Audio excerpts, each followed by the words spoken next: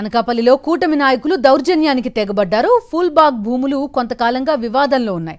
దేవాదాయ శాఖకు చెందిన ఈ భూములను చదును చేసేందుకు జనసేన ఎమ్మెల్యే కొణతాల వర్గీయులు జేసీబీతో రంగంలోకి దిగారు. అయితే రామచంద్రస్వామి ఆలయం ఉద్యోగులు ఎమ్మెల్యే కొణతాల వర్గీయులను అడ్డుకున్నారు. కోర్టు కేసులో ఉన్న భూముల్లోకి ప్రవేశించడంపై దేవాదాయ శాఖ ఉద్యోగులు అభ్యంతరం తెలిపారు.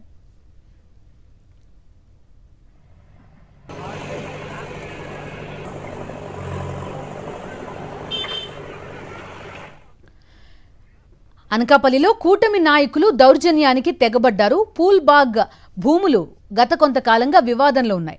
అయితే దేవాదాయ శాఖకు చెందిన ఈ భూముల్ని చదును చేసేందుకు జనసేన ఎమ్మెల్యే కొణతాల వర్గీయులు జేసీబీతో రంగంలోకి దిగారు. రామచంద్రస్వామి ఆలయం ఉద్యోగులు ఎమ్మెల్యే కొణతాల వర్గీయులను అడ్డుకున్నారు. ఈ భూములు కోర్టు కేసులో ఉన్నాయని, ఇటువంటి భూముల్లోకి ప్రవేశించడంపై దేవాదాయ శాఖ ఉద్యోగులు అభ్యంతరం తెలిపారు. పూర్తి డీటెయిల్స్ అందిస్తారు మా కరెస్పాండెంట్ నరేష్. చెప్పండి, కోర్టు పరిధిలో ఉంది ఈ భూముల వ్యవహారం అని చెప్తున్నారు. అటువంటి భూములను ఎందుకు చదును చేసే ప్రయత్నం చేశారు? ఈ ఆలయ ఉద్యోగులు వీళ్ళంతా ఏమంటున్నారు? దీనికి ఏం ప్రాపర్ ప్రొటెక్షన్ దేవస్థానం తరపున ఏం లేదా? ఎన్నో ఏళ్లగా ఈ సుప్రీంకోర్టు ఉన్న కేసు సంబంధించి అనకాపల్లి జిల్లాలో ఈ వివాదాస్పదంగా ఫుట్బాల్ భూములు ఉన్నాయి. అదే దేవాదాయ శాఖ నుంచి ఆ శాఖకు సంబంధించిన భూములకు సంబంధించి తనకాలం నుంచి కూడా అక్కడున్న కొణతాల వర్గీయులు దాన్ని కబ్జా చేసి ఎత్తించారు.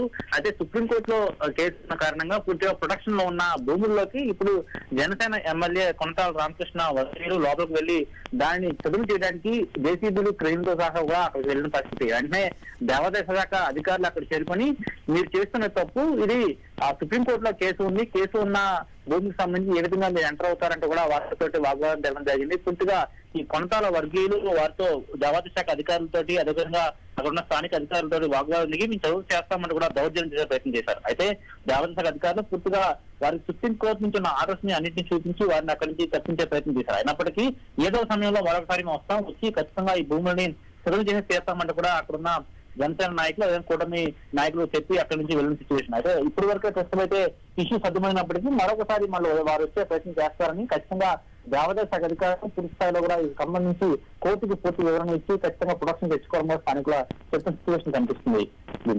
నరేష్, చాలా చోట్ల చూస్తున్నాం ఎక్కడెక్కడ భూములు ఉంటే ఎవరన్నా కట్టుకుంటే వాటన్నిటినీ కూల్చేస్తున్న పరిస్థితి.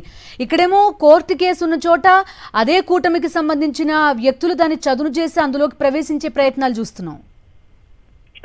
ముఖ్యంగా కూటమి ప్రభుత్వం వచ్చిన దగ్గర నుంచి ఆంధ్రప్రదేశ్ లో హింసాత్మక ఘటనలు ఈ విధంగా కబ్జాలు భూ కబ్జాలుగా భారీ ఎత్తున కూడా పెరుగుతూ వస్తున్నాయి.